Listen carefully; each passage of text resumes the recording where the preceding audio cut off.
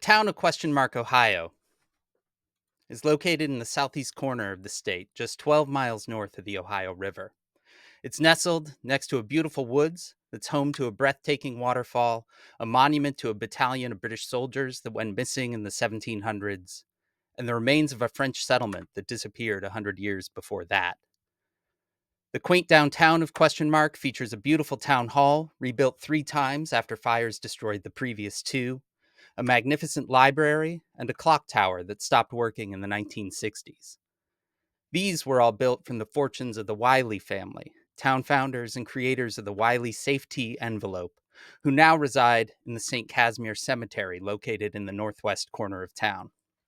Question Mark boasts a drive-in theater, a bowling alley, a convenience store where the employees doze but never close, 2 cults, 4 murders, and 7 mysterious voids that sit at the spiraling center of a series of mysteries that have beset the town over the last year. The town of Question Mark, Ohio doesn't exist. It's a creation of myself and the novelist Joe Mino. It launched in April of last year and has unfolded on a near daily basis in the years since. It wraps, actually, in the next couple of weeks. The story of Question Mark has been told across the internet, on Instagram, Twitter, Threads, over email, on the phone, and most immersively on the web, where it's unfolded across a sprawling collection of websites, over 40 in all, that have played out like chapters in a novel, each advancing the main story while also telling their own at the same time. There's no template for what we're doing. I mean that in terms of the fact that nobody has told a story like this for this long in real time across so many different spaces. But I also mean it literally. Each site is built from scratch. There's no cookie cutter approach to any of it because each site is unique. Each site plays a specific and singular role in the story. And each site also has to stand alone as something real and believable, something that's marked with the patina of age and with the utility of a workaday website. The musician Jonathan Colton, who actually wrote an original song for the story, said that we were building things that were as much artifact as they were art. And that's exactly right. Everything we made in Question Mark needed to feel lived in and real. In that way, each site is a puzzle for the audience to solve, but also a puzzle for Joe and I as the creators. How to make it work, how to tell the right story, how to make it happen across multiple screen sizes, and how to do it in a turnaround time measured in days or sometimes even hours. The key was to keep things simple.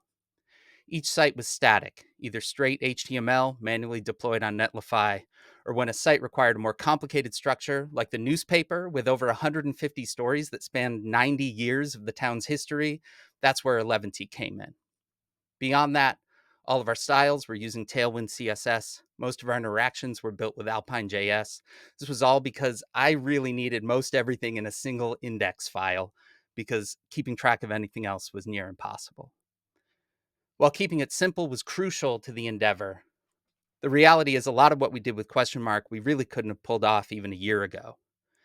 We actually ended up leaning on generative AI tools for imagery more than we thought, and even some of the writing and coding, in pushing them to see what was possible with the tools. I actually learned pretty clearly that they're just like any other. In skilled hands, you can do pretty incredible things.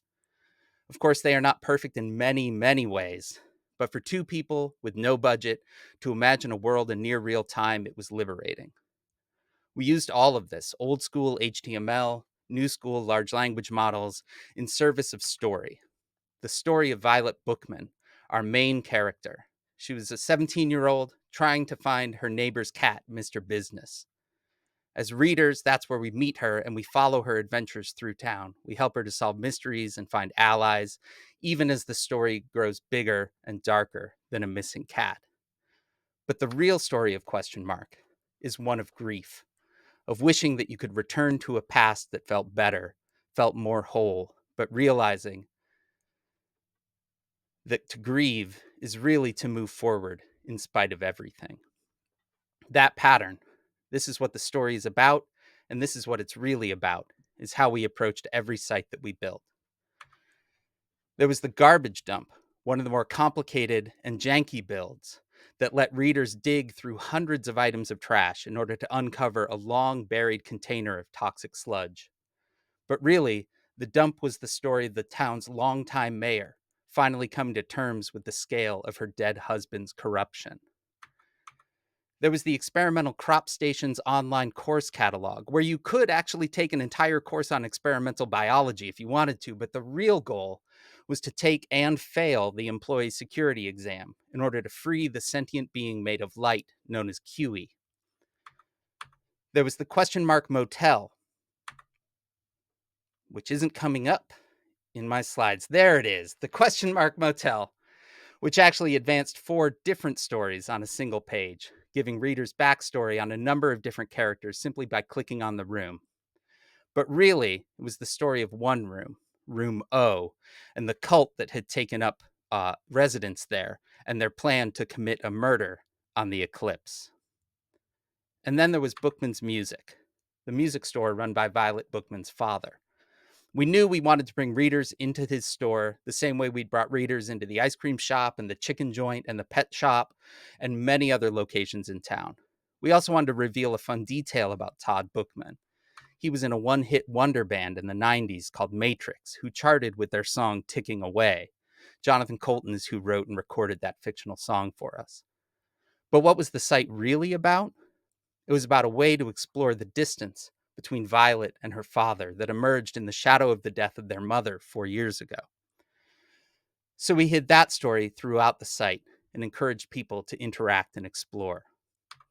Fill out the form for music lessons, and you get an entry from Violet's journals. Start inquiring about instruments, and you'd get another entry delivered line by line. You learn how distant she and her dad have become. She writes, "Maybe I'm just afraid to have a relationship with him because that would mean admitting my mom isn't ever coming back." On the About page, we reverse that point of view when we hear from Violet's father. Click on the images of his late wife and of Violet as a child, and you learn how he's been dealing with the death. "I know I've been distant," he writes, "but I know both of us needed to find answers in our own way. I know I've been afraid to talk about the pain both of us are dealing with, and I know in just a few months she's going to be leaving for college." The Bookman's Music site came together in about 2 days. We started with the story, and it all grew from there. It launched, and we were already on to the next chapter. There are dozens of examples like this, because nothing in Question Mark is what it appears.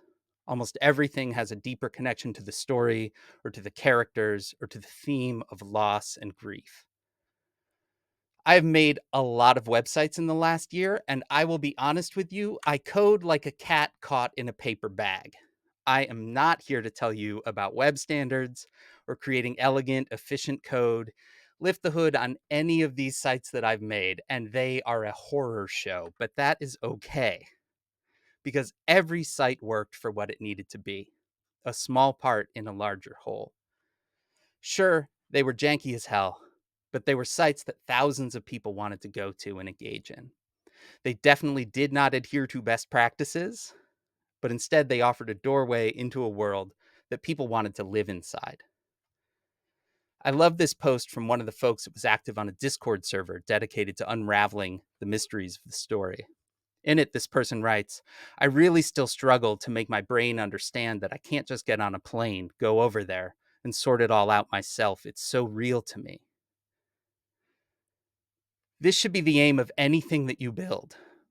Create something that feels so real that someone has to struggle to remember that it isn't. That is making a website, or 40 of them, real good. It doesn't matter if you've got the latest skills, or if you know the cutting edge approach to building, or the right framework, or whatever. I had none of that when I started, and I still do not a year later. Instead, have something to say. Figure out the best possible way to say it. The rest will follow. Every day, Joe and I got to sit down and ask ourselves, what's the story we want to tell? And how can we build something amazing to tell it? And then we'd ask, what's the real story we're telling? And how does this artifact we've created service that? There's that pattern again, right? What's the story and what's the real story? And that's true with this talk too.